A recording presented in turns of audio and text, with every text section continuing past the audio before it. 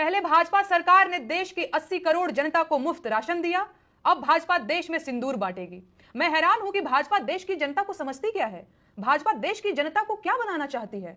भाजपा के एक नेता क्रोनोलॉजी की बात करते हैं तो क्रोनोलॉजी मैं समझाती हूं। समझिए, पहले ये लोग झूठ बोलकर और 2 करोड़ नौकरियों का झांसा देकर सत्ता में आए, फिर इन्होंने हिंदू मुसलमान का खेल खेलना शुरू किया, लोगों को आपस में लड़वाया, फिर मुसलमानों की मॉब लिंचिंग हुई, फिर आतंकवाद और भ्रष्टाचार से लड़ने के लिए नोटबंदी हुई, मध्य वर्ग के लोग निम्न वर्ग में आ गए और गरीब लोग सड़क पर आ गए।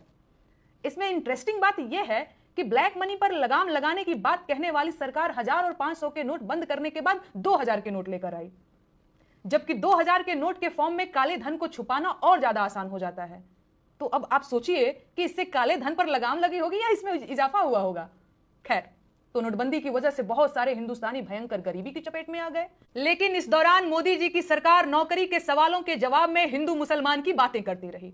गरीबी से घिरी जनता ने जब विदेशों से लाए जाने वाले काले धन की बात करके 15 लाख की मांग की तो उसे पूरी बेहयाई के साथ खीसे निपोरकर चुनावी जुमला बता दिया गया और गरीब जनता बेचारी हक्का बक्का होकर मुंह ताकती रह गई। फिर आया कोरोना, लॉकडाउन लगा, दवाइयों और ऑक्सीजन की कमी से लाखों लोग मरे और बर्बाद हो गए। अस्पतालों से लेकर शमशान घाट तक लाइनें लगी थीं और देश की आधी आबादी सिर मुड़ाए घूम रही थी, लेकिन मोदी जी थाली पिटवाते हुए आपदा में अवसर का नारा लगा रहे थे।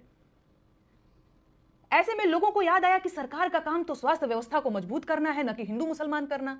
लेकिन यह समझदारी थोड़े ही दिन तक टिकी और लोग फिर से हिंदू मुसलमान की बातों में मगन हो गए। रोजगार की बातें करना अब आउट ऑफ फैशन हो गया है और सरकार से सवाल पूछने पर गालियां दी जाने लगी हैं। आतंकवादी हमलों से देश को बचा पाने में नाकाम रहने वाली सरकार के मुखिया मोदी जी ने शहीदों के नाम पर वोट मांगा और फिर से सत्ता में आ गए। और अब सरकार के चमचे और अंधभक्त रोजगार और महंगाई की बात करने वालों को देश विरोधी कहने लगे थे। तो जाहिर है, भयंकर गरीबी और बेरोजगारी महंगाई के बावजूद लोगों ने इन सवालों को छोड़ दिया और आज हालत यह है कि देश की 80 करोड़ जनता सरकारी खैरात पर जिंदा है। मेरे ऊपर सरकार से सवाल पूछने के लिए देशद्रोह का मुकदमा दर्ज किया जा चुका है और सरकार देश भर को अपना सिंदूर देना चाहती है।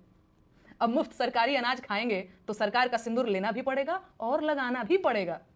मैं हैरान हूं कि क्या जनता अभी तक सच में ये नहीं जान पाई है कि भाजपा की सरकार आम जनता को समझती क्या है।